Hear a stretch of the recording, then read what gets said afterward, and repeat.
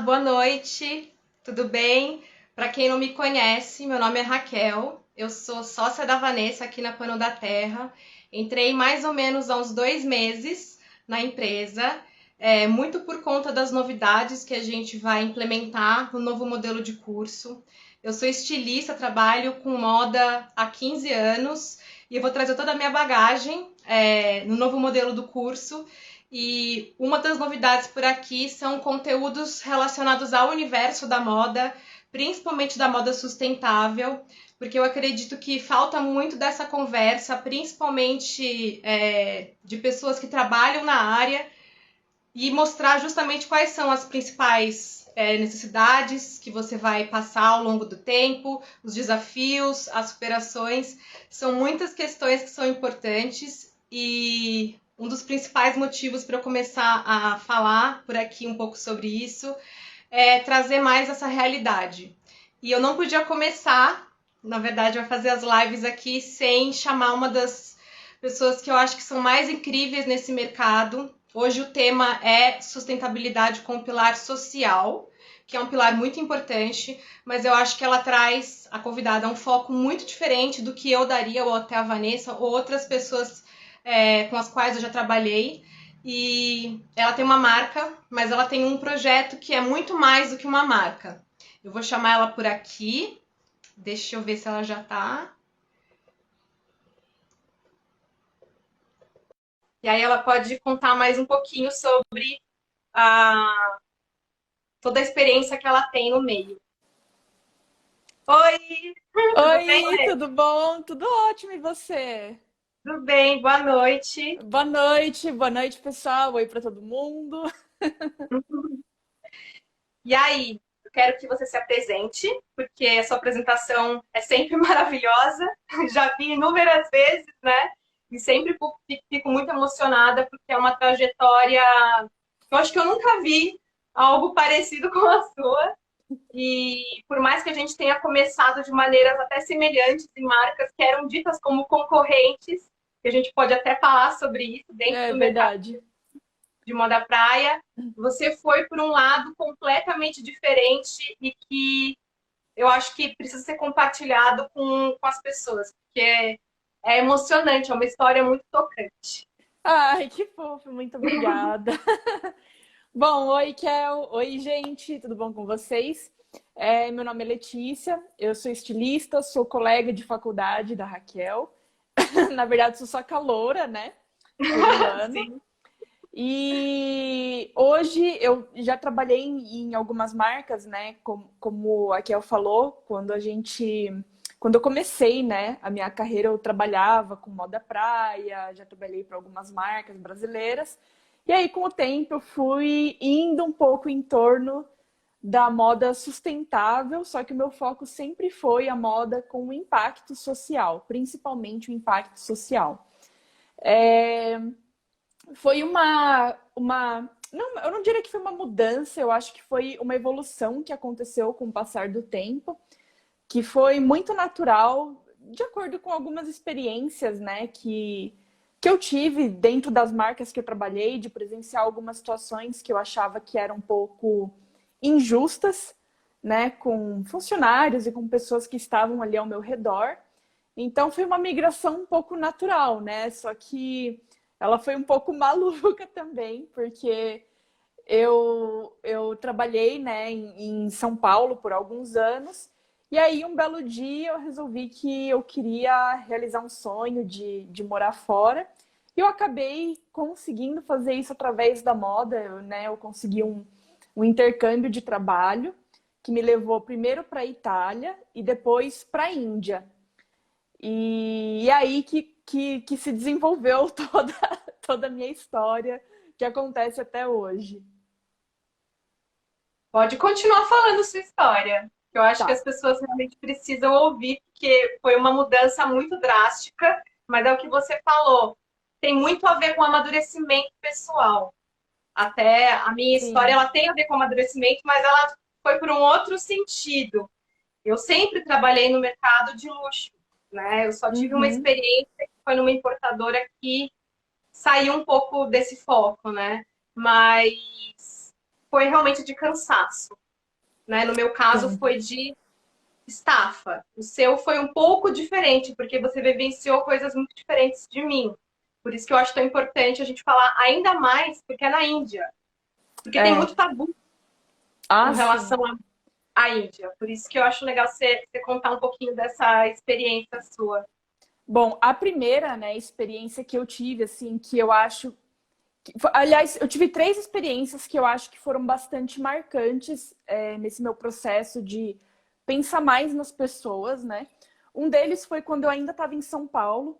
Em São Paulo, todo mundo sabe, né, que tem muita mão de obra dos bolivianos que moram no Brasil, alguns legalizados, outros não.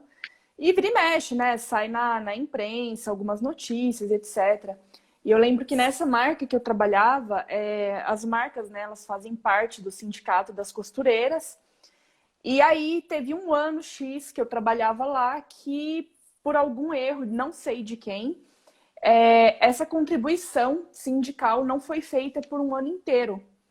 Então, um belo dia, o pessoal do sindicato das costureiras chegou, né, na marca e resolveu que eles iam cobrar a contribuição inteira de uma vez só, em um único mês.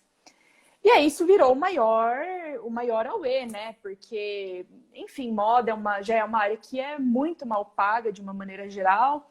E aí, para muita gente, uma contribuição, né, de um ano inteiro deduzida, descontada em um único mês, é um dinheiro muito considerável. E aí aconteceu a situação que tinha uma costureira lá, que ela era boliviana, ela morava na época em um quarto de cortiço com a filha dela, ganhava, se eu não me engano, cerca de uns R$ 700 por mês, não muito mais do que isso foi em 2010. E aí poxa, ela ficou muito chateada, assim, ela começou a falar, né, para a moça do sindicato que, olha, para você esse dinheiro não é nada, mas para mim, né, cara, é 10% do meu salário, sabe? Era uma coisa de R$ 60, assim, que eles queriam descontar. E ela falou para mim, não dá, é muita coisa, tal. E aí a mulher do sindicato, ela foi muito grosseira, sabe? Ela respondeu assim para a costureira que porque veja bem, você veio da Bolívia, porque você tem que ver que você tem que ser grata, porque o Brasil é um país que te acolheu. E aí a mulher não gostou, e aí ela respondeu que, poxa, o Brasil me acolheu, mas eu contribuo com a economia do Brasil. Eu tô trabalhando para a economia do Brasil. Então, tipo, você não tem o direito de falar comigo dessa forma. E aquilo para mim foi muito louco, assim, porque, meu, na época eu ganhava R$ 1.100 por mês, que já era, tipo, nada, assim, não era nada. E eu pensei, eu falei, poxa, essa mulher ganha muito menos do que eu e, cara, sei lá, pra mim R$ 60 realmente não era nada, assim, né? Porque, meu, a gente estuda em faculdade cara, sabe? Enfim, é uma outra Sim. condição. E aí aquilo me marcou muito, né? Aí, tipo, enfim, passou, tal, depois eu parei de trabalhar na empresa. E aí, antes de ir para a Índia, eu consegui um projeto que foi na Itália, tipo, literalmente logo antes de ir para a Índia. Eu fui trabalhar numa outra empresa. E aí, quando eu consegui esse intercâmbio na Índia, eu consegui uma vaga na Itália também. Então, eu pedi demissão do meu trabalho no Brasil, fui para esse projeto na Itália de 6 semanas e depois da Itália eu fui para a Índia. E na Itália, eu fui fazer um pequeno projeto para uma empresa pequena, era uma empresa de moda também. O dono era palestino, morava na Itália fazia 20 anos. E ele tinha uma marca que ele queria levar para o Japão, para uma feira, para ele conseguir uns pedidos e tal, tal. E aí ele pediu para eu ajudar ele lá. E aí nisso ele me levou em alguns fornecedores, né? E fornecedores de lenço, chapéu, de bolsa, de tudo. Cabelo dessa história, né? Eu Essa lembro história, dessa essa história é história. bem cabeluda.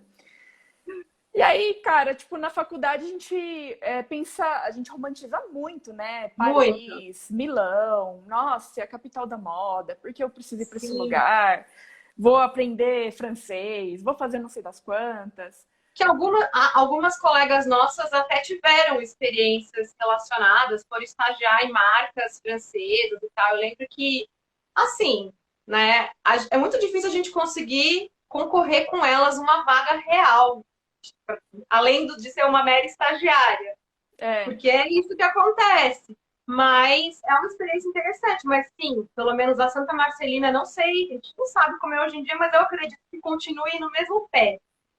É ilusório. É Ah, lindo, é um é. sonho. É um sonho, nossa. Você vai sair dali e vai ser Alexander McQueen, né? É uma coisa. Eu lembro que eu entrei na faculdade sonhadora. Nossa, vou É, fazer e vai idem. acontecer. E não é nada disso, né? É, A não ser que você tenha é, muito dinheiro e eu, muitos eu contatos. tenho, exatamente. Cara, eu Difícil. tenho, assim, grandes ressalvas em relação à faculdade. Eu acho que ela absolutamente não prepara a pessoa para ser um Mercado. profissional do mercado da moda. Ela te Sim, ensina para desenhar roupa, e é isso. Ela não com te certeza. ensina qual que é uma. Hoje em dia eu não sei como é que é, se melhorou ou não, mas assim, ela não te ajuda a achar um estágio em nada, em literalmente nada. Eles só colocavam ali os estágios ali no quadro e você que se vire, né? Isso sim, para ser a melhor faculdade de moda da América Latina na época, né? Hoje em dia eu não sei como Sim, tá. E a outra coisa era que, cara, a gente não tem nenhuma aula, nenhuma experiência de produção mesmo, assim, de tipo, nenhuma. meu, quantidade de produção. Eu senti muita falta disso depois quando eu fui abrir a minha própria marca, porque eu falei, cara, beleza, mas qual que é a quantidade que eu tenho que produzir disso? Não sei, ninguém Vamos nunca ter me isso no ensinou. curso. A Não, gente vai ter isso no curso agora, justamente porque eu sinto essa necessidade não, maravilhoso. de falar a respeito, né? Não, Porque é um precisa. problema muito grande. Meu, Sim, é o principal, né? cara, o que eu joguei dinheiro fora fazendo estoque a mais, porque eu não sabia calcular a quantidade. E não é só isso, é tudo, sabe? É uma vivência realmente que, tipo, beleza, como é que funciona? Olha, funciona assim. Você faz a produção assim, aí você apresenta, né, a sua coleção para os compradores, aí depois você tem X meses para produzir, aí você tem o atacado, você tem o varejo, a margem de atacado é X, a margem de varejo é Y. Cara, isso são coisas que é de mercado, entendeu? Não é uma coisa assim que, tipo, cada marca trabalha de um jeito, é meio que de mercado. Por que isso não é Mercado. ensinado, sabe? É um absurdo. Meu, eu achei um Ai, absurdo, assim. É real, é uma coisa que, sei lá, eu senti muita falta mesmo, assim. sim, De uma experiência, de um ensinamento mais comercial. Porque eu lembro da que, profissão, né?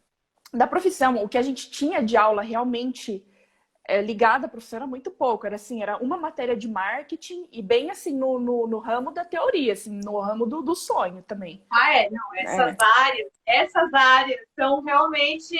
Não tem embasamento nenhum, né? É é, uma coisa simplesmente jogada. Eu fiz colegial técnico de publicidade e marketing e eu tive um preparo melhor no colegial, olha que loucura, do que na faculdade sobre isso. Deveria ter várias matérias que abordassem realmente a partir do é, momento que você vai ter uma marca. Porque assim, tudo bem. Você entra na faculdade e você tem aquele sonho de ter uma marca, mas aí primeiro você vai trabalhar para outras pessoas e tal, tá? Aí você saiu. O que você faz? Porque, é, independentemente disso, é diferente também. A ideia que eu quero colocar justamente no curso é traduzir a realidade de uma empresa grande para empresas pequenas, que é o que eu sim, passei, o que você sim, passou na sim. vida. Então, Nossa, isso cem é por muito cento importante, porque o budget é muito diferente. É muito Os diferente. contatos, É, como lidar com o fornecedor, porque fornecedor é muito difícil é muito de difícil. lidar. Ele Não, e de ser recepcionado, né, é, pelo fornecedor. É um é, universo à parte. como achar um fornecedor quando você é uma marca Sim, pequena e ninguém quer te atender exatamente. porque você não tem quantidade. Sim. Nossa, tem muitas coisas que são necessárias, muitas mesmo, assim. Eu acho ótimo abordar isso nesse curso, acho ótimo mesmo. E aí, quando eu fui para Itália, né, tipo, ai, tal, Voltando. Itália, voltando, Itália, que lindo, que sonho, que não sei o que, tal. Aí o meu chefe começou a me levar, né, nos fornecedores. E aí foi quando eu também tive uma outra experiência com a realidade, que era uma coisa que eu também não tinha aprendido na faculdade e nenhuma das minhas experiências de trabalho, que foi o seguinte, né? Ele começou a me levar em fornecedores e, nossa, meu chefe, ele era muito ligeiro, assim, ele sabia aonde eram os fornecedores, tipo, das grandes marcas de luxo, tudo. Eu fui em fornecedor que fazia chapéu para La Perla, assim, foi uma experiência legal. Tinha gente que estampava lenço para não sei que marca e tal. E aí, então ele me levou em alguns fornecedores que eram bons, assim, que eram legítimos, e ele começou a me levar no, digamos que o lado B dos fornecedores italianos, que é essencialmente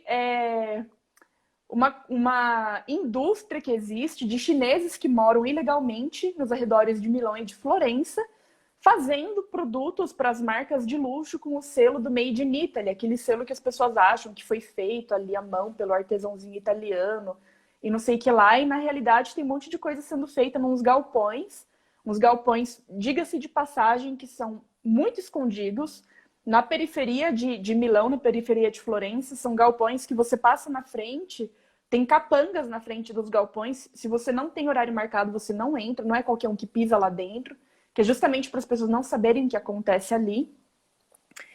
E aí, cara, eu vi com os meus próprios olhos, assim, e eu consegui identificar que não era um produto falsificado, sabe? Que era um produto real, tava com etiqueta real, tava com tudo. E eu fiquei chocado com aquilo. A dona de uma das fábricas, ela era uma chinesa, então ela tava lá negociando com o meu chefe, que era palestino, os dois falando italiano, tipo, muito engraçado. E ela...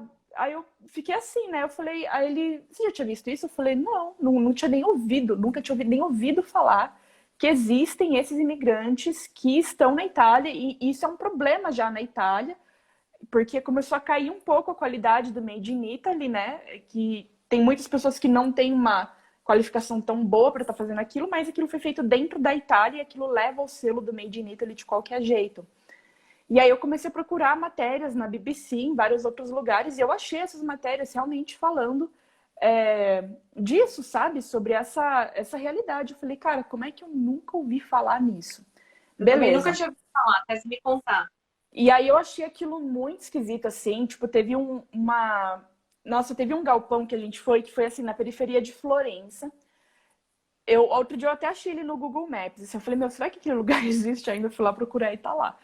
Tem assim, aqui do lado tem a fábrica da Ferragamo, aí aqui do outro lado tem uma fábrica da Guess, tipo, fábrica não, assim, uns escritórios enormes, já na periferia, e ali no meio de tudo aquilo, assim, no meio de um miolo de vários escritórios diferentes, tem um galpão, que é a mesma coisa, é um galpão não identificado, não tem nome de nada, no Google Maps ele não está identificado como lugar nenhum, e a hora que você entra, ele tem um corredor, assim, no meio ele é dividido em dois, né?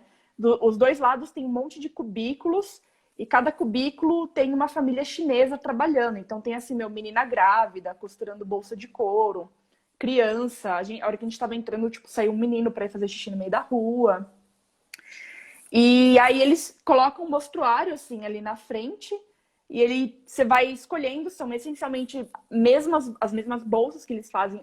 Não todas, mas alguns modelos são os mesmos que eles fazem terceirizados para as marcas de luxo, só que eles te vendem sem o logo.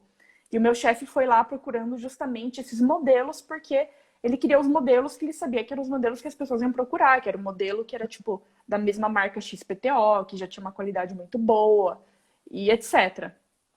Então, aquilo para mim foi muito chocante, né? Então, assim, no Brasil, eu já tinha trabalhado, assim, em uma marca de moda pré que era de luxo. Aí na Itália eu vi isso acontecendo com o mercado de luxo. E depois da Itália eu fui direto para a Índia trabalhar como fast fashion, né? Eu fui trabalhar em uma empresa que fabricava roupas para as maiores marcas brasileiras, que eu não vou mencionar o nome, mas marcas que todo mundo usa. Sim. Que são marcas muito grandes. Era uma fábrica com 400 funcionários. Eles tinham 4 fábricas diferentes na cidade de Jaipur.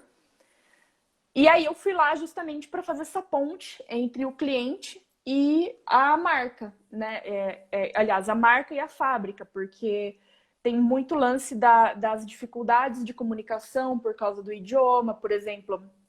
É muito comum que as maiores marcas brasileiras fabriquem muita coisa na China e muita coisa na Índia, né? Então, assim, a pessoa faz uma ficha técnica lá explicando tudo, os detalhes da peça. Às vezes aquela pessoa não fala inglês ou ela não fala inglês muito bom. Então ela manda aquela ficha, aí uma pessoa lá do outro lado tem que traduzir aquilo. Muitas vezes ela traduz com erros, e aí ela manda a amostra com erro, e daí todo o processo ele acaba tendo muitos problemas por causa de uma comunicação inadequada. Então meu trabalho lá era justamente manter essa comunicação e prospectar novos clientes, né, para a empresa lá, para eles conseguirem fazer mais roupas para mais marcas brasileiras. E nas reuniões que eu participei, eu conseguia estimar, assim, estimar facilmente que as maiores coleções, né, que a fábrica produzia por ano, elas valiam 10 milhões de reais cada uma, né? Considerando só assim, verão e só de uma única marca, que era uma das maiores clientes. Eu atendia essas marcas, a marca chegava lá, eles viam todo o showroom, tinha todas as amostras, eles escolhiam as amostras, algumas eles faziam de acordo com os desenhos deles. Eles falavam, quanto que é essa blusa aqui? Para você eu faço $3 cada blusa. Aí, quantas peças você quer? Eu quero 20 mil de uma única blusa. Aí eu ficava pensando Surreal. assim, meu, 20 mil, aí eu multiplicava aquilo pelo número de peças que eu via de modelos que eu via que eles estavam contratando ali, 100, 200, sei lá quantos modelos eram, e eu falava, cara, é muito dinheiro. E aí, enquanto isso, né, se você subia, era uma fábrica que tinha certificado ISO 9001, tinha não sei o quê, vira e mexe tinha inspeção, tinha um monte de coisa lá. E aí, quando você subia, né, no segundo andar para ver os costureiros, a produção em si, muitos costureiros eles eram homens, porque na Índia é muito comum que as mulheres, na verdade, elas não trabalhem, né? Só 30% das mulheres trabalham. Então Ao tem contrário ramos, daqui, né? ao contrário daqui. Daqui. Então tem ramos que no Brasil são dominados por mulheres, por exemplo, cabeleireiro, vendedor de loja de roupa, costureiro, e na Índia até isso é feito por homem. Então, eu achei aquilo bastante curioso, e aí eu comecei a pensar, eu falei, bom, se são homens que estão trabalhando, então, às vezes é a fonte de renda principal da família, ou são rapazes jovens, às vezes, que moram com a família, mas que a família, com certeza, conta e precisa desse dinheiro, né? Não é, às vezes, uma mulher que, tipo, tem uma renda complementar, porque ela já tem um parceiro que trabalha, né? Não necessariamente era assim.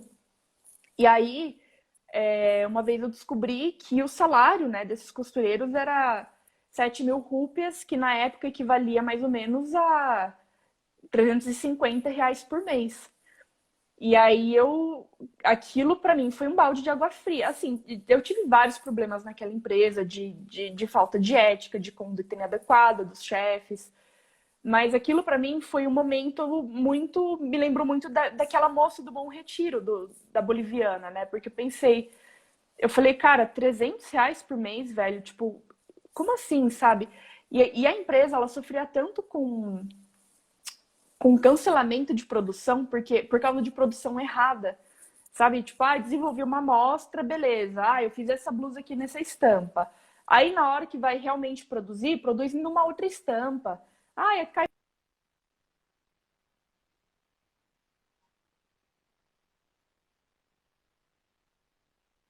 E me ligou. Então, Henriette, você tá aí? Eu Oi, tudo falei, que bom? loucura. Não, alguém me ligou. Não, peraí, rapidinho que eu só tenho que mandar uma mensagem. Peraí, tem alguém. Tá bom.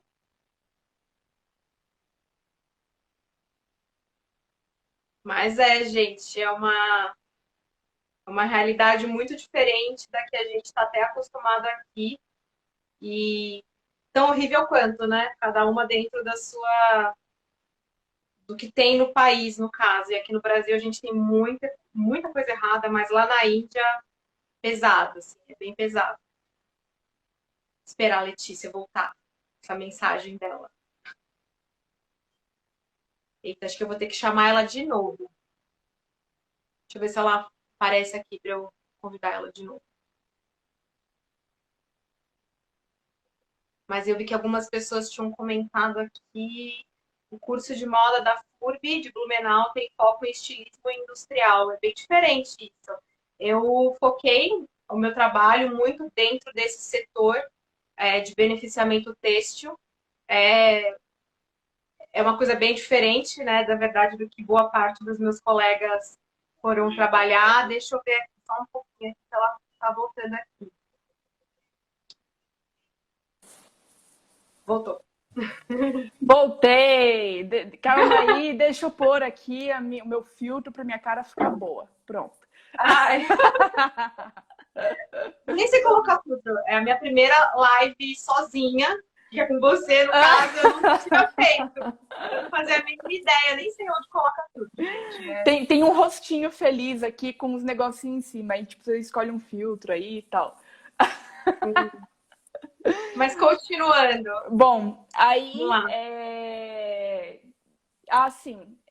Então, e aí nessa empresa, cara, tinha muito isso e tem algumas outras coisas que eu vi com o passar do tempo, né? Por exemplo, tinha dias, porque assim, muitas vezes, né, as fábricas, as marcas do Brasil ou de qualquer outro país, elas contratam inspeções, né? Empresas terceirizadas que vão lá na fábrica fazer uma inspeção e ver se a fábrica realmente tem uma qualidade boa ou se a produção está tudo certo. Eles vão lá e conferem as peças e veem se está pronto para despachar, se está tudo de acordo. E aí o que acontece é que, cara, tinha tipo um submundo da inspeção, entendeu? Eu não sei como, porque normalmente essas inspeções elas são surpresa. E aí eu não sei como, né, a fábrica devia pagar ali alguém por fora, ficava sabendo que no dia seguinte ia ter inspeção.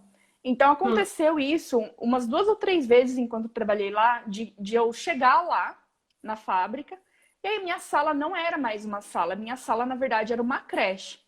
Tinha uma menina dentro da minha sala, um monte de brinquedo jogado no chão, criança nenhuma, obviamente, mas tinha uma creche. Por quê? Porque de acordo com os parâmetros de qualidade, a creche era uma coisa obrigatória, só que ela não existia. E aí, no dia que ia ter a tal da inspeção, eles descobriam lá e improvisavam e davam um tapa lá naquilo na hora e eu tinha que achar outra sala para trabalhar naquele dia. E aí eu fiquei assim, eu falei, cara, tipo, como assim, sabe? E essas experiências que eu tive, né, elas foram muito marcantes para mim, né? Porque eu pensei, poxa, trabalhar no mercado de luxo eu vi exploração de mão de obra.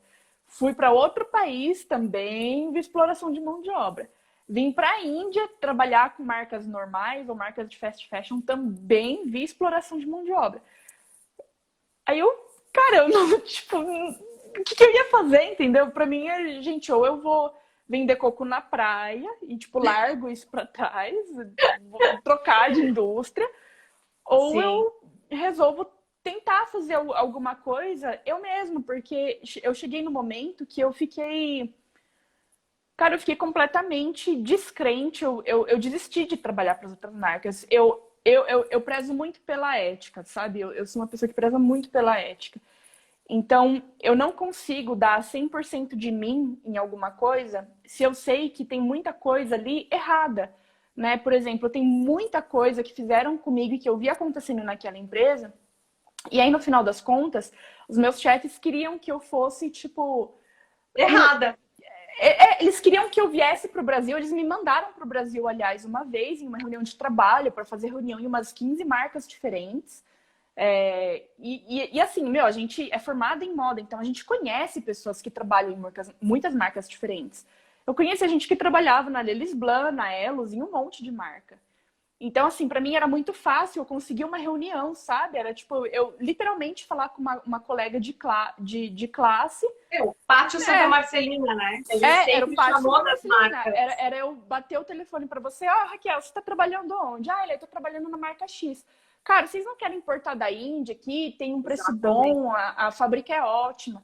Mas assim, como é que eu ia me sentir confortável em colocar o meu nome na linha? Porque era a minha reputação, né? Sim. Se alguém fecha o contrato comigo, a pessoa tá fechando porque ela sabe que foi a indicação da Letícia, né? Ainda mais quando é uma fábrica que tá, tipo, lá do outro lado do mundo. Você tá dando o seu respaldo naquilo. E eu levo isso muito a sério. Então, pra mim, foi tipo... Cara, como é que eu vou falar, né, pras marcas que... Nossa, gente, fecha aqui esse contrato, que essa empresa é top e tal. E eu vendo um monte de coisa rolando ali por baixo dos panos, que era muito esquisito. E eu não conseguia mais. Então, eu cheguei num ponto que eu falei, cara, eu não consigo mais trabalhar para os outros, sabe? Ou eu tento fazer alguma coisa sozinha, ou de novo, realmente eu vou vender coco na praia, não sei, sabe? E foi assim que acabou nascendo a minha empresa, que é a Happy, né? Assim, concomitantemente, enquanto eu via tudo isso acontecendo, eu também me encantei muito pelos tecidos na Índia, né? A Índia é um país que tem uma mão de obra artesanal muito bonita e muito forte. Ela é muito valorizada na Índia. A cultura é incrível, e na cidade, né, especialmente que eu fui morar, em Jaipur é uma cidade que tem, eles prezam muito pelo feito à mão, e você vê isso em todos os lugares. Tem por exemplo, muitos painéis pintados à mão pela cidade inteira. Tem, tipo, viadutos, que o corrimão do viaduto, ele é todo pintado à mão. Tem túneis, que o túnel é todo pintado à mão, mas não é grafite, é uma pintura à mão deles, sabe? Tipo, é uma coisa Sim. deles. Então, é uma coisa muito forte lá. Tem muita escultura em pedra, tem muito trabalho de mosaico em vidro. Tem de tudo. E tem muita estamparia, muito bordado e muita estamparia manual. Então, eu me apaixonei por tudo aquilo, né? Nossa, tipo, para quem trabalha com moda, os tecidos indianos, eles são uma coisa que tá num outro patamar, assim, de lindo. É surreal, é bizarro, é maravilhoso, é muito detalhado. E aí eu acabei me encantando muito, né, por tipos de produto que eu não via chegando aqui, que na verdade eu não vejo até hoje, com tecidos muito diferentes, tecidos de algodão, tecidos naturais ainda, que hoje em dia o pessoal só usa muito poliéster e tudo. E com estampas que eram muito feitas à mão. E aí eu falei, puxa, cara, que legal, entendeu? Por que não tentar levar uma coisa dessas para o Brasil? Eu consigo trabalhar diretamente com os artesãos, eu consigo ir até onde eles estão, sem contratar nenhum intermediário, sem pegar de nenhuma loja ou uma terceira pessoa que eu sei que não está pagando nada para eles. Né? Isso acontece muito no Nordeste aqui, com o trabalho de rendeira. Muito, acontece muito com elas. Nossa, trabalhei com uma pessoa que trabalhou numa facção muito grande. Eu acho que era em Fortaleza, e ela, assim, contou cada história chocante sobre isso. E o quanto essas pessoas ganham centavos para fazer um trabalho que elas demoram, tipo, uma semana, às vezes um mês, 2 meses. Então, é triste. A gente precisa falar sobre isso. Alguém até comentou agora. Esses relatos são muito importantes e eles são reais, eles acontecem todos os dias. Sim. E essas coisas, elas precisam ser desmascaradas, porque muita gente paga uma fortuna, mas quem realmente produz não ganha nada. Nada. E isso que você falou é uma ótima observação, porque muitas vezes a gente pagar caro não significa nada. Não significa que é uma garantia que a pessoa que a pessoa que fez realmente está ganhando alguma coisa. A maioria das vezes não é, né? Então, e isso em Jaipur eu via muito, porque assim, por exemplo, Jaipur é uma cidade muito turística e é um grande polo têxtil, tem muita produção de roupa em Jaipur. Então, assim, é super fácil você ir numas lojinhas de rua e você achar, tipo, saia por R$5. R$5 já na loja, sabe? Então, quem trabalha com moda e faz a conta reversa, né? Ah, se essa saia tá aqui por R$5, essa pessoa deve estar tendo... o custo disso.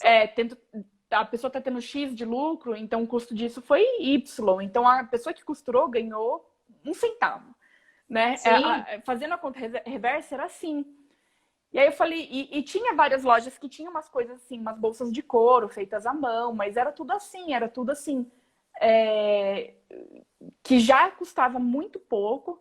E aí eu perguntava assim, essa produção é sua? Né, pro dono da loja. Sim, a produção é minha, tal. Aí eu falava assim, então tá, legal. Então assim, eu quero produzir com você, mas eu quero produzir os meus modelos, eu quero adaptar o desenho que você tem, eu quero mudar algumas coisas. Não tem como. E assim, por que não tem como? Porque eu sei que tem como, né? Tipo, sabendo como funciona a produção. Se a produção é sua, é óbvio que tem como. Vai ter uma quantidade mínima, vai ter ali algum requerimento, mas tem como? Tem. Se o cara fala que não tem como, é porque ele simplesmente comprou para revender. Exatamente. Né? E então, assim, aí eu e o Piyush, né? O Piyush é meu marido, na época a gente era amigos e ele também tinha uma vontade de ter um negócio próprio e eu tinha vontade de ter um negócio que, na verdade, era uma vontade que os dois tinham de ter um negócio que não fosse só pensando em lucro, mas que também tivesse um impacto legal, que causasse alguma coisa boa, sabe, na sociedade. Aí nisso a gente fundou a Rap, né, que hoje é a nossa marca, que é uma marca de moda sustentável, com impacto social, e a gente tenta amarrar o máximo possível em todas as frentes, sabe? A gente vê que tem muitas marcas que falam, eu sou sustentável porque eu estou trabalhando com Ai, cor ecológico. Mas assim, gente, cor ecológico ele é feito essencialmente de poliéster, ele é plástico, Plástico. né? Então não dá para você... Beleza, você quer falar que você é uma marca vegana, que você não tá maltratando os animais? Ok, mas não dá para falar que você é uma marca que 100% pensa na sustentabilidade, porque você tem que pensar em muitas coisas diferentes. Sustentabilidade não é só você pensar numa matéria-prima que é menos poluente ou que é mais verde, né? Você tem que pensar em tudo. Você tem que pensar numa matéria-prima que polua menos, que gere menos resíduos, num produto final que, quando ele for descartado, ele também gere menos impacto ambiental, né? O couro ecológico, que é feito de plástico, depois aquilo não se decompõe, né? Então, qual que é o final daquilo, né? Aquilo vai parar num aterro, aquilo não tem uma durabilidade muito boa, e enfim. A gente pensa em como as nossas tags são descartadas, então a gente usa papel, que é um papel que tem semente, para depois a pessoa plantar a tag, daí ela tem uma planta em vez de ela jogar fora. Tem a embalagem plástica, que na verdade não é uma embalagem plástica, ela é feita de amido de milho, depois você consegue derreter ela na água e ela tipo dissolve, acabou a embalagem. Então a gente realmente, com o passar do tempo, tentou. Obviamente não foi um processo da noite para o dia, é um processo que Isso leva... é muito importante. E a gente sempre falar, as marcas são construídas aos poucos. Principalmente quando a gente não tem exatamente uma pessoa ali investindo uma grana violenta. E para amarrar tudo, demora um pouco, mas dá certo no final. É só uma questão de construção, né? Quando a gente, ainda mais a gente que é marca muito pequena, a gente tem que escolher as batalhas, né? Assim, exatamente. Não dá para... Na realidade, nem nas marcas grandes daria para fazer isso, porque a sustentabilidade, ela é um ciclo de constante aprendizado e de constante evolução, sim, né? Com a gente começou assim, bom, eu quero fazer coisas como os artesãos. Aí a gente ia lá e fazia de acordo com os materiais que eles tinham. Aí, com o passar do tempo, a gente começou a identificar quais eram alguns problemas ou alguns questionamentos que começavam a surgir a partir daquilo. Poxa, mas nossa, olha só esse tantinho de produção que eu faço já gera isso daqui de resíduo. Nossa, que coisa, né? Isso numa escala maior deve ser bem problemático. Será que tem como a gente melhorar esse processo de alguma forma? Aí, beleza, tinha sapato que eu fazia que tinha uma parte do sapato era de couro e a outra era sintética. E aí, depois que eu me liguei, eu falei, putz, cara, mas essa peça do sapato que é de couro, ela tem uma durabilidade maior do que a outra, né? Será que tem como a gente melhorar isso aí? Então, assim, com o tempo a gente foi evoluindo, mas uma coisa que sempre esteve presente desde o começo foi a nossa causa social. Desde a nossa primeira venda, a gente já tinha feito parceria com uma ONG em Jaipur, que aí a nossa ideia era o seguinte, ó, cada produto que a gente vender, a gente vai doar $2 para uma ONG aqui de Jaipur, que a gente tinha parceria, que era uma ONG na época que cuidava de crianças soropositivas, né? Que eram soropositivas desde o nascimento. Então, as crianças moravam na casa da ONG, tinham educação, acesso a tratamento médico e tudo.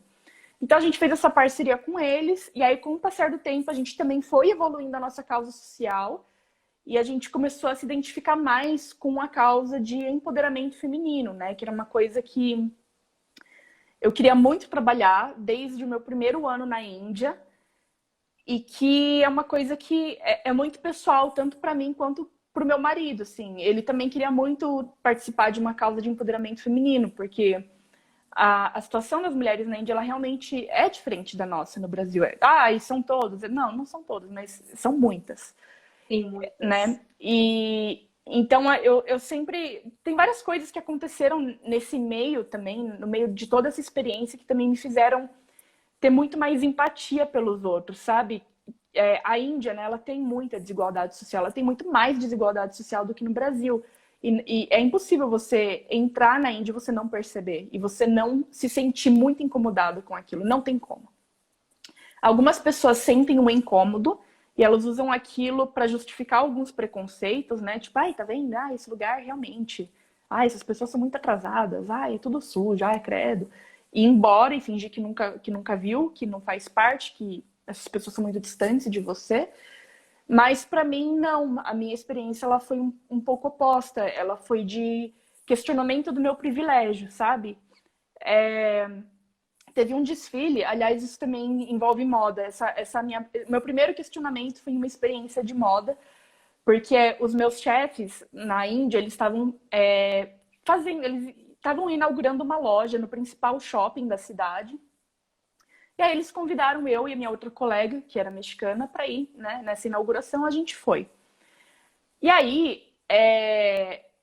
na inauguração teve um desfile que foi lá no shopping mesmo. E aí, ao invés de contratarem modelos, eles chamaram mulheres ali, que eram importantes na sociedade de Jaipur, por algum motivo. E aí cada uma deu um discurso, né? Depois do desfile, tudo, elas pegaram o microfone e foram falando. E para minha, sei lá, talvez sorte, os discursos foram todos em inglês, né? Porque o inglês é um dos idiomas oficiais da Índia, então eu consegui entender, porque do contrário eu não teria entendido. E aí os discursos delas tinham toda uma temática em comum, e a temática era salvem as bebês meninas. E aí eu fiquei assim, como assim salvem as bebês meninas, né? Aí nossa, aquilo, cara, desceu assim como um nó na garganta, sabe? Porque né, quando eu era pequena, hoje em dia eu tenho irmãos mais novos, mas até hoje eu sou a única filha mulher, eu tenho 3 irmãos. E eu sempre fui muito, assim, paparicada pela minha família, sabe? Para minha família sempre foi uma alegria muito grande ter uma filha mulher. Então, na Índia eu descobri que, cara, existem pessoas que elas não querem ter filhas mulheres de jeito nenhum, né? Tanto que é proibido por lei na Índia você identificar o gênero do bebê através do ultrassom.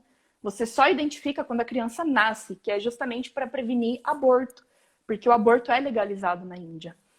Então é proibido você descobrir se você vai ter um filho ou uma filha até nascer, né?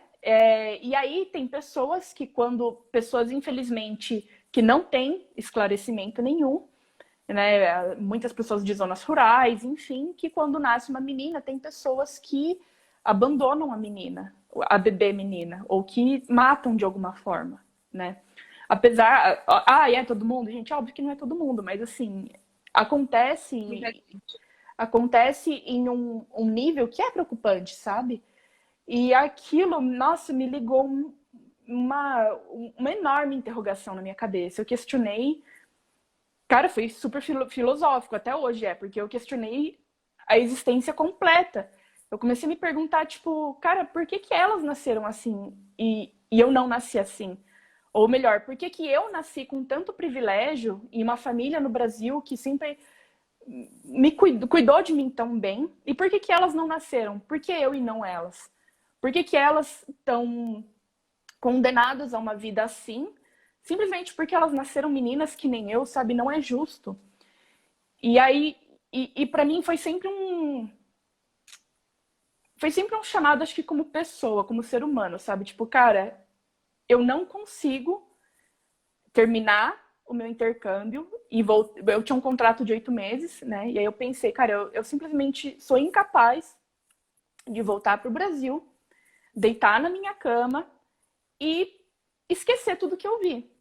E fingir que eu não vi nada, que não aconteceu nada, que tipo, que experiência ótima, nossa, cresci tanto e acabou. Enquanto isso, tipo, as pessoas ainda estão lá, tipo, né, se lascando. Sim. E será que eu não tenho um dever maior como pessoa nisso, né? E não é para dizer que, tipo, porque eu sou a branca salvadora dos indianos, porque indiano nenhum se ajuda. Não, cara, nossa, a ONG que tem parceria, a gente tem uma parceria com uma ONG hoje em Jaipur, que é uma ONG de empoderamento feminino. Aliás, hoje eu colaboro com 2 ONGs. E o trabalho deles é incrível, é lindo demais, sabe? E é 100%, todo mundo ali é indiano, são pessoas que também sentem esse desconforto, que olham e falam, cara, não é justo, sabe? Pessoa nenhuma devia passar por esse tipo de coisa. E que tentam fazer a sua pequena parte para pelo menos você conseguir deitar a cabeça no travesseiro no final do dia e você pensar, a minha parte eu fiz. Sabe? A minha ajuda eu consegui dar. Né? Porque Obviamente, todo mundo sabe que é impossível você ajudar ou salvar todo mundo, Sim. mas eu acho que não é essa a questão, sabe? Eu acho que a questão é que, cara, a gente tem tantas pessoas no mundo que se uma única pessoa fizer algo para ajudar uma única outra pessoa, não ia mais ter ninguém precisando de ajuda, sabe? Porque, cara, todo mundo ia estar sendo ajudado de alguma forma, né? A gente tem uma população grande o suficiente para a gente ajudar quem precisa, Sim, com certeza. né? Então, meu pensamento sempre foi esse. Hoje, a ONG que a gente trabalha, a gente tem um programa, né? Onde a gente tem duas frentes ali, né?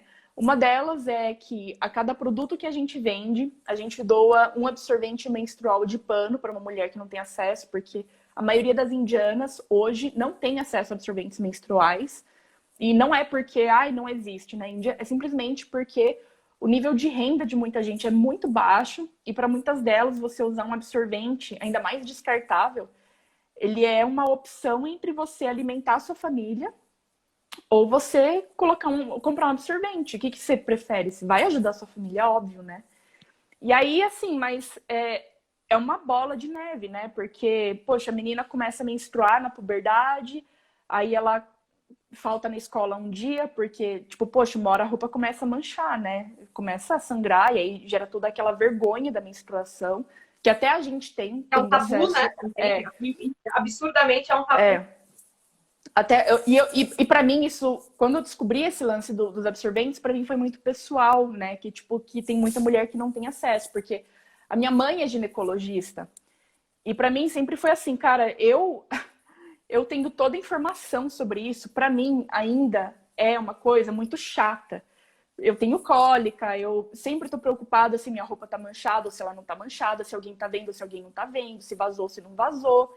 Imagina uma menina que não tem o conhecimento, né? Que às vezes ela menstrua e ela, cara, tá achando que ela tá morrendo porque ela não sabe o que tá acontecendo ali, ninguém nunca explicou para ela. E que depois, tipo, ela improvisa. Tem gente que improvisa com pano velho, e aí depois tem que lavar aquele pano. Obviamente aquilo não é muito bem lavado, né? Não tem como desinfetar muito bem. Tem gente que coloca folha seca, tem gente que coloca, tipo, X outros tipos de soluções que não são muito higiênicas e que aí causam, às vezes, problemas de infertilidade, que às vezes causam infecções, né, em todo o trato reprodutor da mulher. Então, assim, tem toda uma... É muito sério isso, né? É muito sério, gente. é muito sério, é muito louco. Parece uma coisa muito, muito besta, parece uma coisa que pra gente, tipo, não tem mais valor, porque, a gente... Sim. Eu não quero menstruar, vou tomar anticoncepcional direto. Vou fazer não sei o quê. Vou colocar um DIU. E para muita gente, cara, isso não existe essa opção, sabe? É uma coisa de todo mês você acabar faltando na escola nos dias do seu ciclo, porque, poxa, você não quer que fique manchando sua roupa. Às vezes você fica... às vezes na escola que elas estudam, às vezes não tem um banheiro muito bom, um banheiro decente, para elas conseguirem fazer uma higiene melhor ali. Então, no fim das contas, cara, gera um problema muito grande. Tem meninas que chegam no final do ano e acabam abandonando a escola, porque elas acabam tendo uma defasagem de aprendizado, porque elas vão faltando na aula naqueles dias e chega no final do ano elas perderam muito conteúdo, elas não entendem, né? Então, nossa, assim, tem muitas e muitas consequências na vida dessas mulheres. Então, a gente doa um absorvente de pano, por quê? Porque ele é antibacteriano, então elas conseguem lavar e reutilizar, né? Então a cada venda a gente doa um, e aí a cada 4 que a gente consegue juntar, a gente monta um kit para esse kit ser doado. Esses absorventes foram desenvolvidos pela própria ONG, por isso que eu gosto de falar que eles são maravilhosos, assim, tipo, quando a gente começou a ir nessa ONG, a dona, ela mostrou, assim, ela tem uma pasta com um monte de protótipos daqueles absorventes. Ela testou muitos materiais diferentes, ela ficou testando o que tinha uma absorção melhor, o que realmente era antibacteriano. Ela mandou testar aquilo em laboratório para ver se realmente era antibacteriano. E assim, nossa, é fantástico, sabe? Dá muito orgulho, assim, de conseguir ser associada com uma ONG assim. E o segundo programa que a gente tem, que a gente fez em 2019, ano passado, com a pandemia, obviamente não deu para fazer. Esse ano talvez eu consiga de novo, porque estamos de passagem comprada. Se nada der errado, a gente vai para a Índia no mês que vem, a gente fica lá até o final do ano. E o segundo programa é um programa de desenvolvimento de habilidades mesmo, assim, porque, que nem eu falei, né, na Índia a maioria das mulheres não trabalha e tem muitas famílias que não permitem que as mulheres trabalhem fora de casa, né, que elas saiam de casa para trabalhar externo, mas muitas delas têm uma máquina de costura. Às vezes a máquina de costura é uma manual mesmo, tipo, é na manivela, assim, que elas vão girando, né, com uma mão e vai costurando assim com a outra. Então, é muito comum que elas ganhem essa máquina de costura. Então, a dona da ONG começou assim, tipo, poxa, se elas não podem trabalhar fora, pelo menos elas podem trabalhar dentro, né? Se a gente ensinar elas a costurar, elas conseguem fazer roupas, ou para elas mesmas, ou para outra pessoa, e cobrar um pouquinho, e ter um pouco mais de independência financeira. E um passo de cada vez, né? Então, a gente entrou nesse programa de desenvolvimento, assim, a gente ensinou elas um pouco de algumas outras técnicas de costura para melhorar a qualidade da costura delas. A gente ensinou elas a fazerem modelagem básica de blusa, que é uma coisa que eu sou, assim, tipo, nossa, gente, modelagem para mim sempre foi, tipo, pior. Aí eu tava lá tentando ensinar modelagem, eu falei, ai, que medo. Mas deu tudo certo, assim, e foi muito legal, sabe? Foi um programa muito legal, deu para ver que elas curtiram bastante aprender. Então, resumidamente é isso. No ano passado, a gente conseguiu fazer... esses absorventes, eles não são doados, assim, tipo, no dia seguinte, né? Ela vai juntando eles por um tempo. E aí, ela organiza, né, viagens nas vilas das zonas rurais para ela fazer a distribuição disso de tempos em tempos. Ela tem o contato, né, com as pessoas que são administradoras dessas vilas, porque nas vilas tem um esquema diferente de administração, não é o lance de prefeito, é uma outra coisa. E aí ela tem contato com essas pessoas e eles falam, olha, a gente ouviu falar de você porque você foi em uma outra vila aqui perto, então, cara, a gente tem 800 mulheres aqui querendo absorvente, a gente tem 200 mulheres, a gente tem não sei o quê. Então a gente foi em 3 doações, a gente foi em 2 só para acompanhar, para tirar foto, para fazer material para ela. E na terceira a gente foi fazer a doação inteiramente nossa. Então a gente conseguiu nessa doação doar absorventes para 200 mulheres diferentes. Assim, foi um dia que foi maravilhoso, sabe? Foi muito, muito legal. Eu imagino. Tô até emocionada, né? Só de lembrar, eu fico. Porque são coisas que mexem muito com a gente, né?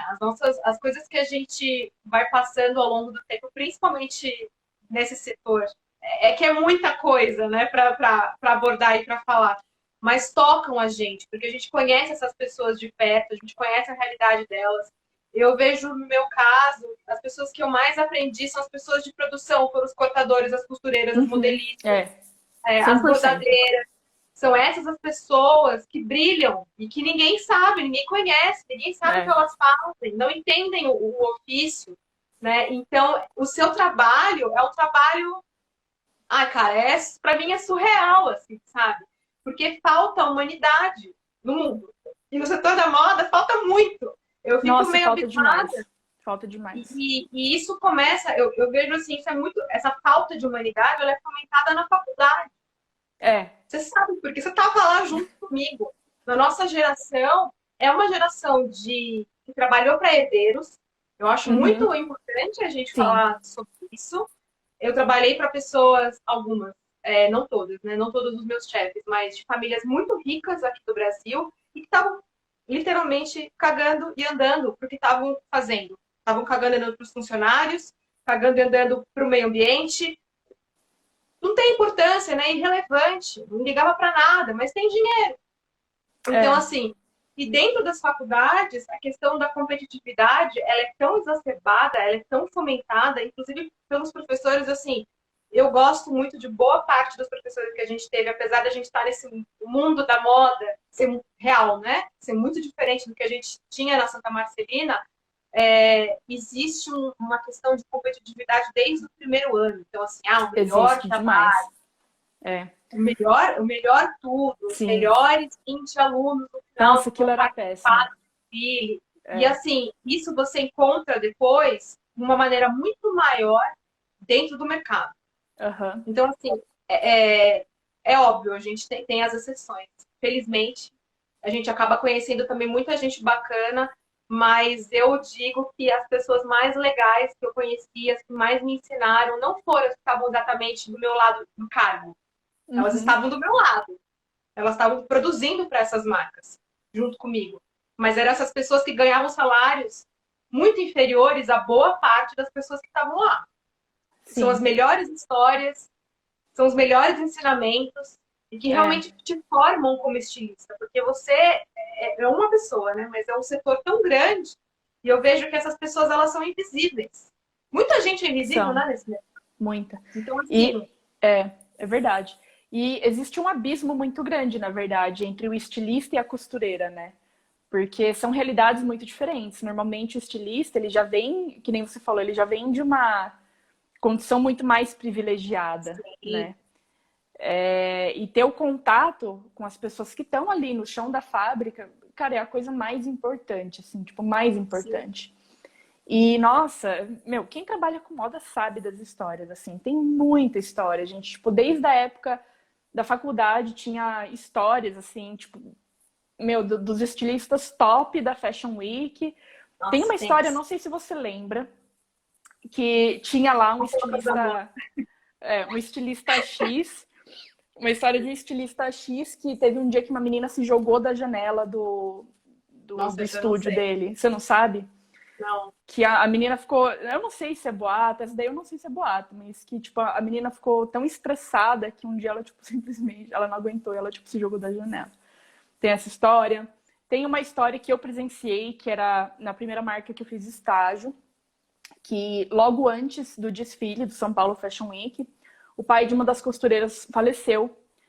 E aí a dona da marca não quis liberar a costureira para ir no enterro do pai dela, falando que quando meu pai morreu foi também véspera de desfile e eu vim trabalhar no dia seguinte, então você também tem que trabalhar. Era assim, cara, são coisas É que absurdo, é surreal. é uma falta de É tato, surreal. é uma falta de tato muito grande. E no meu primeiro emprego, nessa outra marca que eu trabalhei aí, que também era meio voltada para o mercado de luxo, eu lembro, cara, eu ganhava, assim, a fábrica ficava em uma região do Bom Retiro, que assim, é horrível, uma região que é bem perigosa, à noite é super esquisito. Então, assim, e ainda mais pelo lado que eu ia de um outro lado da cidade, então eu tinha que passar por aquela área, sabe? E, cara, então assim, eu ia de carro, porque eu não me sentia segura para eu pegar transporte nem nada do tipo, sabe? E aí, cara, o meu salário assim, em 2010, alguém recém-formado, eu já estava terminando minha primeira pós, eu já falava francês, eu já tinha feito 1000 cursos, era R$ 1.100. E eu sei que até hoje tem pessoas que pagam, tipo, Que R$ 1.500 delícia. para um assistente. 10 anos, 11 anos depois, tem gente que ainda não aumentou essa base de salário. E aí, cara, só de estacionamento eu pagava R$ 400 para, tipo, pro meu carro não ser roubado no meio da rua, porque era, tipo, era nesse nível, sabe? Aí eu pagava, assim, deduzido, né? Depois dos descontos de imposto lá, eu ganhava 800. Aí eu pagava 400 de estacionamento. Meu, eu literalmente pagava para trabalhar. O que você faz com R$ 400 no mês que sobrava? Nada, você não faz nada. E as marcas querem contratar a gente assim. Muita marca famosa, que tem um renome e tal, quer contratar as meninas que são formadas nas melhores faculdades, que falam já não sei quantos idiomas, que já tiveram experiência no exterior, para pagar R$ 1.000. E eles pagam porque eles sabem que, tipo, que essas Sempre pessoas que vai ter vêm. outra. É Sempre vai ter sempre. outra, sempre A vai ter vaga, outra. você não é nada, você é só um É, número. Né? é. Sempre vai ter alguém que vai querer E, essa vaga, né? meu, nessa minha primeira experiência de emprego, eu entrei como assistente de marketing. O departamento era eu, um gerente, uma menina que trabalhava como assessora de imprensa. Essa menina da assessoria de imprensa, ela era super simples, assim, tipo, ela já estava lá fazia 7 anos, não tinha uma formação em moda nem nada, mas ela era alguém que já tinha passado por vários cantos da empresa, tudo, né? E aí eu tinha um gerente de marketing. E aí o que aconteceu foi que exatamente 30 dias depois que eu entrei, meu gerente teve um quebra-pau lá com a dona, foi demitido do nada, não cumpriu aviso prévio, um dia simplesmente ele largou o computador dele ligado lá, tava terminando de fazer um catálogo e foi embora. E aí ela virou e falou assim: Letícia, você Então, eu pensei em contratar um outro gerente, mas aí eu resolvi que eu não vou contratar, não, porque você dá conta. A gente nunca vai esquecer dessa frase, você dá conta. Porque é assim, né? Você quer ser a trouxa Você lá que faz mostra tudo. trabalho, vai lá, mostra o trabalho, seja trabalhadora, mostra, veste a camisa, dá o sangue. A hora que o negócio pega, sobra pra quem? Pra você. E aí, Sim. cara, no fim, sobrou pra mim, né? E eu vesti a camisa. Eu falei, cara, eu vou aprender tudo, beleza. Mas assim, em todo o tempo que eu trabalhei lá, ela nunca me deu um aumento. Ela não quis contratar gerente nenhum. Ela deixou me virar lá sozinha. Depois essa menina que era assessora de imprensa também saiu. E é assim, meu, se vira, se vira. Aí chegou uma hora, uns meses depois, que, cara, eu não conseguia mais. Eu falava, gente, pelo amor de Deus, eu preciso de um aumento, sabe? Cara, R$ 1.000 não é nada, assim, tipo, literalmente não é nada.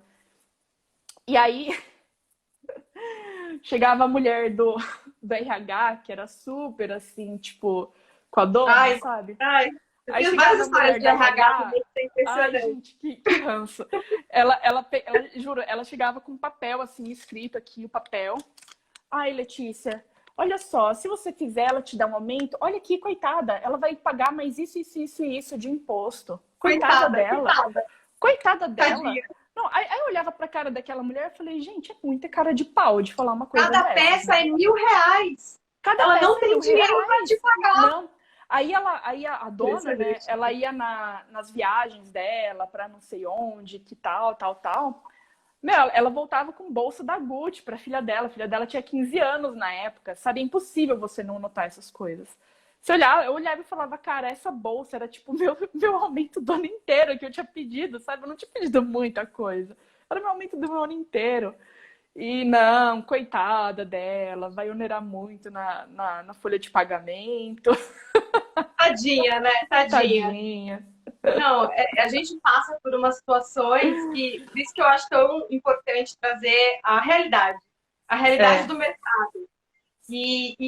Obviamente que também tem um lado positivo. Apesar de toda essa catástrofe, né, que a gente passa, é um setor que tem uma organização que não é vista no mercado sim, sustentável. Que uma é, coisa que a gente estava conversando essa semana, e a sua fala para mim foi perfeita, é que enquanto for um nicho, tratado como um nicho muito pequeno, é, isso não cresce. A gente é, não quer que seja um nicho pequenininho, sim, distante. A gente quer que seja a maioria, que a sustentabilidade é, esteja dentro das marcas, realmente, e não uma coisa aleatória e feita sem planejamento. Não tem planejamento. Eu percebo que muitas marcas que se propõem têm ideias muito legais, mas não conseguem concretizar por falta de planejamento. uhum, Não com sabe como é que certeza. desenvolve realmente um produto. É, Como é que você como é que você escala esse produto? Porque é exatamente isso, como você fala com o fornecedor. E aqui na Pano da Terra, justamente por a gente ter essa base muito do ambiental, né, da natureza, por ser o tingimento natural, como trazer toda essa bagagem que a gente tem no mercado convencional para o tingimento? Porque existem uma série de adaptações que você precisa fazer a é, partir do momento em que você vai tingir o seu tecido com algo sim, que é da natureza. Não é a mesma coisa que um pigmento artificial. Mas uhum, com certeza. é É, possível isso acontecer dentro das marcas. E eu acho que, assim, do ponto de vista o que uma marca, por exemplo, que está pensando em se transformar, né, se tornar mais sustentável pode fazer? Eu acho que, com relação ao pilar ambiental, né, da natureza, o tingimento é uma excelente opção. é uma Porque excelente muita opção. gente acredita que é muito caro, e sim, dependendo do pigmento que você vai usar, é realmente caro, mas é muito mais barato você comprar um rolo de tecido, que pode ser orgânico, a gente espera que seja orgânico, mas se não der, tudo bem, você pelo menos compre o sustentável, e você fragmenta e você tinge os corantes que você tem ao seu dispor. Porque dá para tingir com tanta coisa que é super barata, que é super em conta. Gente, a casca da cebola é um dos melhores tingimentos que tem, assim, Uhum, esteticamente falando, fica tanto lindo. a cebola roxa quanto a amarela é uma coisa tão impactante e que tá aqui, é tão fácil. né? Uma das nossas ideias aqui, da Vanessa e minhas, é justamente trazer isso para a realidade das pessoas que querem implementar isso nas marcas. Ela já começou com a cáscara araucária, que é um dos melhores tingimentos que vem lá do sul, é orgânico, é uma coleta impressionante. Assim, o que a Vanessa está fazendo é maravilhoso, a gente quer crescer isso, tornar isso mais fácil, mais acessível. Eu acho que assim como você, estilista, a gente tem pontos de vista muito semelhantes, porque a gente conversa disso há Sim. anos.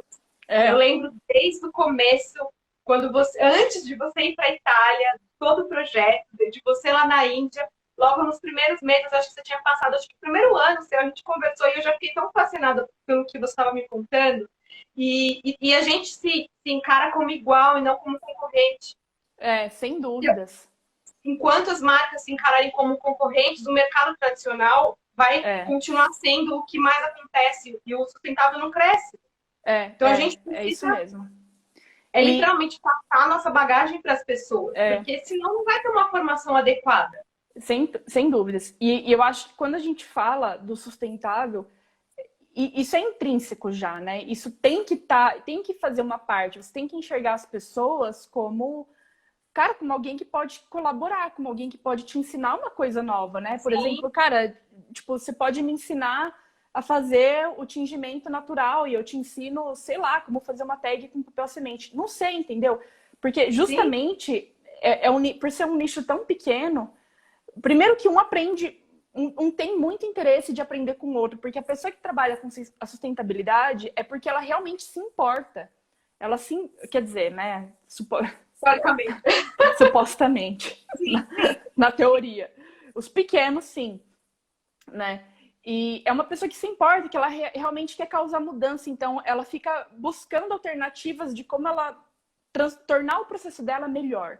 E você encontra essas alternativas conversando com as pessoas, né? Você compartilhando histórias, compartilhando experiências. Tipo, putz, cara, que legal que isso deu para você, para mim, eu tentei fazer isso, mas não rolou. Qual que foi a solução, né? Tipo, eu tentei fazer, sei lá, um tingimento com a casca de cebola, lavei e saiu. É porque você não usou o fixador XPTO, né? Sim. Que tem fixador, que é super importante, tem um monte de coisa. Natural, tem um monte de coisa. E isso é muito importante. E assim, por mais que se esteja falando muito de sustentabilidade hoje, a real é que a sustentabilidade na moda, ela é um nicho ainda, e ela é um nicho muito pequeno, né? Eu até comentei com você uns dias atrás que uns anos atrás a gente tentou fazer anúncio no Google, né? Pra gente pegar visitantes vindo ali do Google, pessoas procurando moda sustentável, cair no nosso site. E o pessoal do Google me ligou falando, tipo, Letícia, não vale a pena você escolher essas palavras-chave porque muito pouca gente procura sobre isso num mês, né? Então, assim, a gente precisa dar as mãos e fazer esse nicho crescer, para que esse nicho seja visto como o normal, não Exatamente. como visto um nicho de gente, sei lá, bicho grilo, Especial, gente né? especial, amante da natureza. Não, cara, isso tem que ser normalizado, sabe? As pessoas, elas têm que ter tem que fazer parte do dia a dia, sabe? Que nem hoje em dia a gente já acostumou a separar o lixo reciclável do lixo orgânico. Tem que ser a mesma coisa. A gente tem que ter esse olhar um pouco mais cuidadoso, um pouco mais crítico em relação às coisas que a gente veste, né? Tipo, puxa, mas por que eu não... Será que o que acontece com a roupa depois que eu jogo ela fora? Eu tenho 1 milhão de roupas no meu armário, vira e mexe, eu dou elas para alguém e acontece o que com isso? Vamos pesquisar. Aí você descobre que, puxa, vai acabar no aterro e uma roupa X não vai poluir o meio ambiente porque ela é feita de um tecido que depois não decompõe. Então, assim, são coisas que ao pouco a gente tem que ir se educando, ir educando Sim. aos outros e os consumidores também, né? Cada vez Sim. mais desenvolver esse pensamento curioso. Não vou nem dizer crítico, mas curioso, assim, tipo, poxa, de onde que veio isso? Quem será que fez a minha roupa? Nossa, uma roupa que eu paguei R$20, será que a pessoa que costurou isso, ela foi bem remunerada? Né? Ensinar as pessoas a fazerem as perguntas. Fazerem as perguntas. Que as pessoas não sabem fazer as perguntas certas. Isso Fica mesmo. ainda muito básico, né? E essa mudança, ela vem primeiro de dentro. Eu acredito que são as pessoas que trabalham no mercado, principalmente no mercado convencional, mas que tem aquele estalo de falar, não dá mais, Porque eu passei exatamente a mesma questão que você. Eu não aguentava mais trabalhar para o mercado tradicional. Eu não vi tanto essa questão de trabalho análogo, escravo. Não passei por isso, ainda bem. Passei por outras coisas, mas que me fizeram não querer nunca mais trabalhar para o mercado tradicional, sabe? E só a gente que realmente vive e observa essas coisas e tem um poder de voz, porque essas pessoas não têm o poder de voz. As que mais sofrem, elas não têm esse canal de comunicação. Então, assim, a gente tem o dever de falar sobre essas coisas, de abordar esses assuntos e começar a mexer com as pessoas que estão dentro do mercado. E, consequentemente, a gente vai fazendo isso também com os consumidores. Mas é muito importante que as pessoas do mercado de dentro comecem a se mexer, a mudar a percepção. É mindset mesmo, a mudar o mindset. Né? Eu vejo que ainda é muito lento, eu fico bem preocupada com essas coisas. Até da nossa turma, né? A gente não acompanha todo mundo, mas é a minoria ainda. Uhum. Da minha classe mesmo, teve só uma, além de mim, que está trabalhando com viés, né, de sustentabilidade. Pelo menos que eu me lembre, assim, realmente só tem uma. E na nossa época, isso nem existia, né? Assim, não que não existisse no mundo, mas não era falado. A faculdade simplesmente passa batida. Eu até percebo que tem mudado isso, mas é muito superficial. Uhum. É muito superficial ainda, né? Tá muito longe de ser o que precisa ser. Né? Ainda é tratado como um nichinho. Olha, se você quer começar a trabalhar com moda sustentável, você pode fazer tal coisa. Mas ninguém está realmente te ensinando qual é o passo a passo para você realmente conseguir fazer essas coisas da melhor forma possível. Né? Ou por que isso é importante para todo mundo, não só para quem gosta de sustentabilidade, mas são escolhas que afetam a vida de 100% das pessoas, né? Tipo, cara, beleza, talvez o consumidor não seja educado, talvez o consumidor não saiba nada sobre sustentabilidade. Mas eu, como criador, eu posso e eu devo, né, fazer escolhas que vão ser melhores para o meu consumidor também, mesmo que ele não saiba disso. Tipo, cara, eu da minha parte aqui, eu estou escolhendo esse tecido aqui porque ele é um tecido melhor, porque ele é um tecido que não agride o meio ambiente, porque ele é um tecido XPTO. E a pessoa que vai comprar aquilo, sabendo ela disso ou não, depois existe um impacto que é gerado, né? Depois. Então, eu acho, com certeza, isso tem que ser ensinado como uma matéria muito importante. Por exemplo, ao invés de você aprender tipos de tecido, cara, também ensinar os alunos a também fazerem as perguntas certas já na faculdade. Tipo, ao invés de fazer, como escolher tecido? Não. Ensinar como escolher o melhor tipo de tecido que agrida menos o meio ambiente. Tipo, já começar daí, sabe? Nem mostra as outras coisas. Tipo, ou, se eu sou uma pessoa que quero trabalhar com fabricação de tecido, como produzir tecidos, como produzir, por exemplo, uma lantejola que seja sustentável, porque lantejola é plástico puro, né? Sim. E bordados muitas vezes são feitos. Aliás, a maioria dos bordados são feitos de plástico, né? Lantejola, outros tipos e tal. Como fazer lantejoulas que não danifiquem o meio ambiente? Como fazer não sei o que, né? E esse primeiro setor, eu lembro até que a gente tinha uma professora nossa que trabalhava com o setor de fios, que também é um outro universo à parte, mas é algo que passa batido também. Ninguém fala sobre isso. Eu justamente fui um pouco para esse lado, porque justamente eu sempre fui a responsável e depois eu coordenei o setor de estamparia e beneficiamento. Então, é diferente do que muitas pessoas da nossa área acabam experimentando. Muita gente trabalha em outros setores e aí vem, então você tem tecnólogos têxteis, né? Tem engenheiros têxteis, tem designers que se formaram em outras coisas, mas não são pessoas de moda. E faz sim diferença você ser uma pessoa de moda. E eu acho que falta esse tipo de conhecimento, tá? Mas ninguém fala sobre um novo desenvolvimento de um produto têxtil. Ninguém fala sobre isso na faculdade. E por que ninguém fala sobre isso? Se é o mesmo setor. Pode ser que eu não faça exatamente a mesma coisa que, obviamente, uma pessoa que trabalha com isso, que estudou para isso, mas eu preciso debater isso com essa pessoa. Eu preciso ter essa ideia. Falar assim, e se a gente tentar usar tal coisa? Não tem esse diálogo. Não tem. A gente tinha uma professora que é uma engenheira têxtil, a Vanessa, Sim, inclusive a sua é. Vanessa também por Eu acaso. gostava bastante da aula Aí, dela, aliás. sim, e é incrível, né? É um setor fenomenal, mas falta isso. A conversa do estilista com o biólogo, com o químico, que são pessoas que também Falta. Nossa, trabalham. falta super. Por que que não tem isso? É, Né? Eu acho que é tudo tão... É muito superficial, é um diálogo muito distante. Né? Precisa ter mais união desses setores para justamente esse mercado crescer. Né? E... eu acho que fica tudo muito no universo do tipo, ai, quero fazer uma roupa bonita para as pessoas usarem. Exatamente. E eu acho que hoje o diálogo, ele não pode mais se limitar a isso, sabe? Ele tem que ir muito além, né? Ele tem que questionar tudo, ele tem que questionar até por que as pessoas precisam de tanta roupa, por que elas precisam comprar tanta roupa.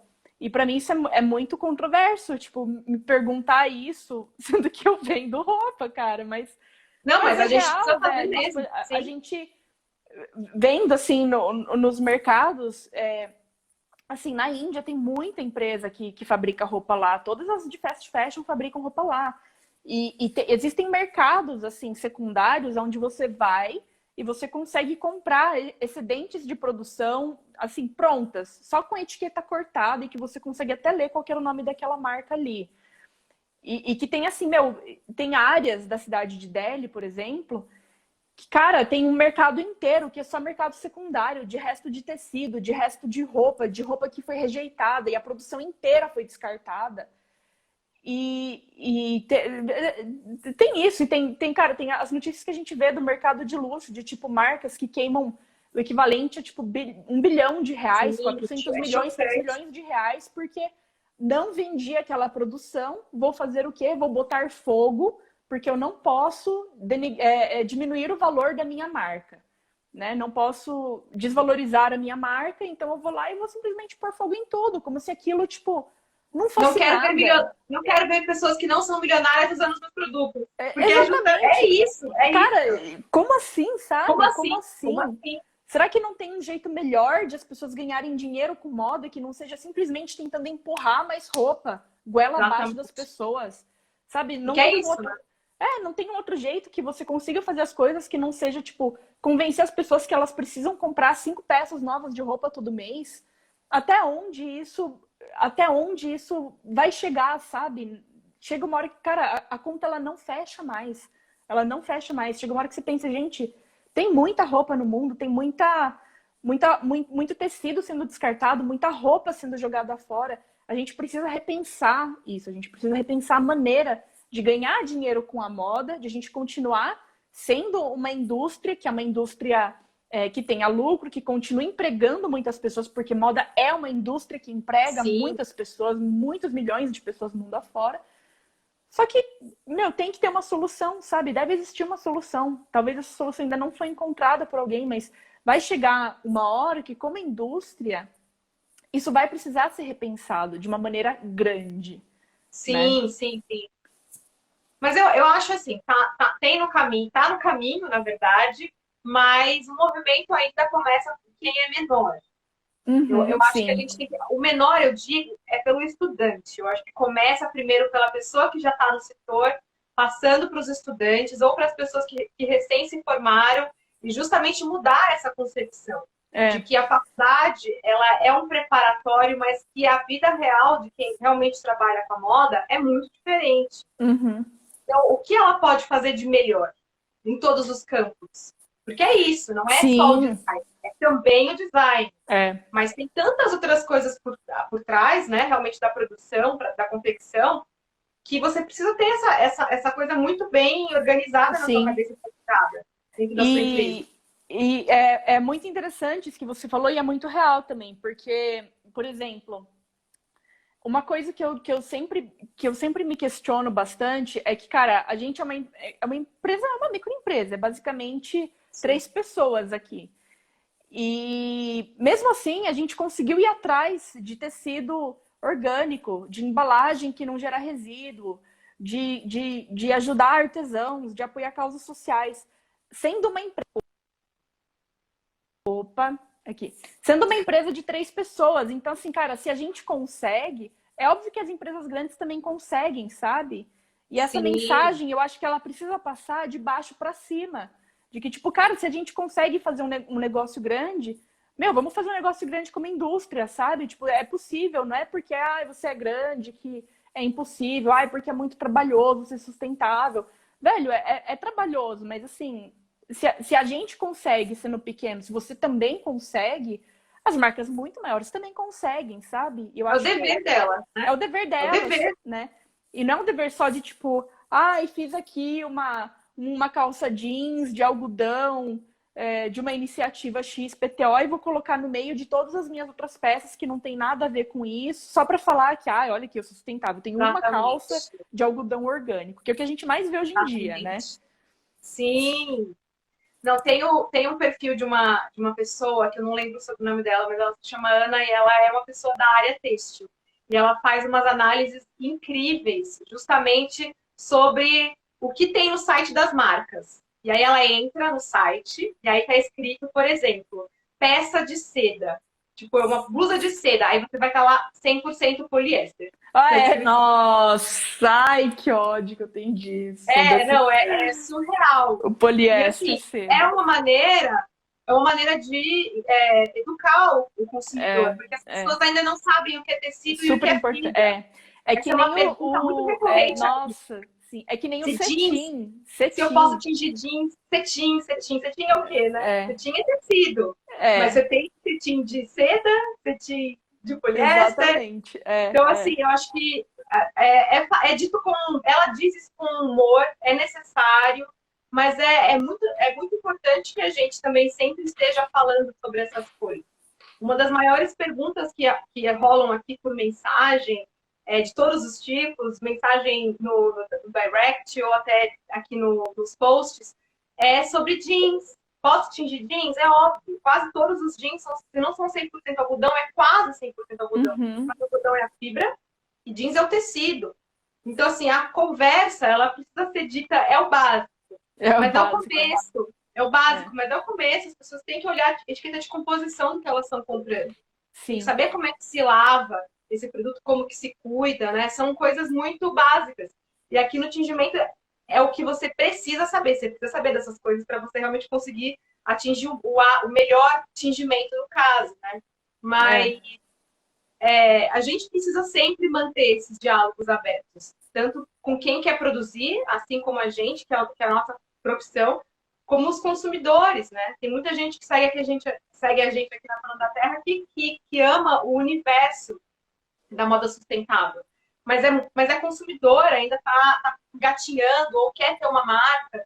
Então, é muito legal a gente trazer pessoas como você que tem experiências assim, complementares e únicas, né? Porque as nossas experiências fazem o que a gente fazem da gente as pessoas que nós somos. Com Que a gente traz certeza. para nossas marcas. Eu trago para a minha, você traz para a sua, mas sempre pensando no contexto geral, né? Não só na minha realidade ou na sua realidade, é fazer pelo próximo, né?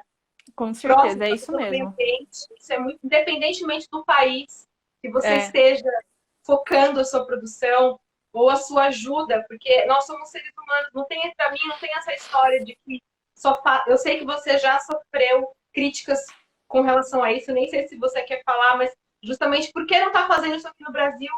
Desculpa, qual é a diferença? Para mim, é tão importante você fazer isso na Índia quanto alguém fazer aqui no Brasil. Sim. Só porque você é brasileira, você não pode ajudar as pessoas. Eu acho que, cara, essa história, cara, ela é uma xenofobia tão... Não dá nem pra falar que ela é disfarçada, porque ela é escancarada, sabe? Escancarada. Tipo, por que o indiano vale menos? Que eu não deveria pensar nele? Por que eu tenho que pensar aqui primeiro? Eu acho que cada pessoa tem uma história de vida própria, né? E não significa que eu não faça nada pelos brasileiros, até porque parte das minhas ações sociais foi feita aqui também. Mas, cara, é parte da minha história de vida, entendeu? Tipo, de uma conexão com aquele lugar, de uma coisa que aconteceu naquele lugar. E eu acho que isso não deveria ter que ser explicado para as pessoas, sabe? Tipo, a maioria das pessoas faz moda de um jeito que é totalmente nocivo, né, que não tá nem aí para ajudar ninguém, aí você chega se propondo a fazer uma coisa diferente, uma coisa legal. Você é criticado. Aí as pessoas ainda, tipo, vêm te criticar falando que, ai, mas não sei o quê. Ai, mas lá na Índia você deve estar usando mão de obra escrava, porque lá só tem isso, só tem mão de obra escrava. Ai, porque não sei das quantas. Tipo, ai. É cansativo, dizer, né? sabe? Às vezes é Cansativo. cansativo, sim, viu? Ai, Lê, nem sei quanto tempo a gente ficou falando. É sempre assim. Ixi, live comigo é assim. Vai demorar. Mas comigo, eu só fiz live, na verdade, com a Vanessa, mas eu falo muito, né? Assim como a Eu Vanessa falo também, a gente muito tem que se também, segurar, misericórdia. mas pra mim, assim, não tinha outra pessoa pra eu chamar aqui. A sua história é uma história que me comove muito, porque ela é uma história verdadeira, né? É uma história humana. E a gente precisa realmente de mais gente como você dentro desse setor que é tão tóxico, em todos os aspectos, né? Ai, E obrigada, Kel, fiquei obrigada muito mesmo. feliz quando você aceitou logo de cara. Ah, imagina, eu tô sempre disponível. Eu amei o convite, é uma honra muito grande estar aqui. Queria agradecer a todo mundo que chegou aqui até o final, 1h30 de live. Nossa, Guerreiros, guerreiros. E agradecer a todo mundo pelo espaço, por ouvir, pelo carinho. Agradecer você, principalmente, não só pelo convite da live, mas também por ser uma companheira de jornada aí, que a gente sabe que mais pessoas precisam se apaixonar por esse universo, de se importar com o meio ambiente, com as pessoas, que é gostoso demais. sim, com certeza, Lê. Eu fico muito feliz, de verdade. Aqui também você está sempre bem-vinda, com certeza. A gente tem muitos assuntos que a gente pode desmembrar, na verdade, né? Dar uma focada. Hoje foi mais um geral, porque eu queria mesmo que você compartilhasse toda a sua história, que na verdade é só um pouquinho da sua história, porque tem muita história por trás de Tem, nossa, tudo tem que você já bastante coisa. passou, mas eu acho que é o começo, né? E eu fico muito feliz da Vanessa ter super aceitado eu trazer esse tipo Obrigada. de conteúdo para cá, porque são as nossas vivências. Eu acho que tem tanta gente que vai se identificar, quem está começando ou quem já trabalha na área, né, há muito tempo, mas que sirva de luz, de ideia, de inspiração para outras pessoas, né, de implementarem nas próprias marcas. Eu acho que os bons Claro. exemplos são a gente precisa mais falar e mais fomentar o tempo todo e parar de criticar justamente quem está começando e que ainda não consegue abraçar o mundo, porque é irreal, a gente sabe que não é assim que acontece nas marcas de fato que estão começando, né? Sim. Mas é isso. Se quiser falar mais alguma coisa, pode falar. Obrigada, é isso só, muito obrigada. E quem quiser, quem tiver alguma dúvida, quiser trocar uma ideia, é só me chamar ali nas DMs que eu respondo. A Letícia, ela são 2 perfis, né? O seu pessoal e o da Rap, mas Isso. o seu pessoal é impressionante. Pode, se quiser falar rapidinho sobre ele. É um perfil onde eu compartilho dicas de viagem para a Índia, sobre a cultura indiana, né? Que é um país que eu amo muito de paixão. Então, comecei a compartilhar as dicas com as pessoas, o perfil foi crescendo. E eu gosto muito de criar conteúdo que gera empatia, sabe? Que faz as pessoas pensar de uma maneira diferente, de uma maneira mais bonita sobre outros seres humanos, sobre outras culturas. Ainda mais uma cultura sobre a Índia que tem tanto preconceito, né? E tanto estereótipo negativo a respeito. Então, eu gosto sempre de mostrar o lado bom de tudo, né? Então, quem quiser trocar uma ideia aí, dá um oi, manda um oi ali, e a gente vai batendo um papo. Então tá. Obrigada, viu, amiga? Fico muito feliz Obrigada eu. por essas, sei lá, 2 horas que a gente tá aqui. Precisando, é só chamar que eu venho de novo. Sim, vou chamar, com certeza. Quem sabe quando você estiver na Índia. Aí a gente faz alguma Nossa, vou amar. diferente. Tá Mostrar os bom? tecidos indianos. Sim, com certeza. Obrigada, viu? Boa Obrigada noite eu. para quem ainda está aqui. Fico feliz que tenham acompanhado até o final. E eu espero que em breve eu consiga fazer um outro tipo de vídeo bem semelhante, mas talvez sobre um outro viés da sustentabilidade. E vamos ver quem eu consigo chamar em breve, tá bom? Um beijo, espero que vocês tenham gostado e até a próxima.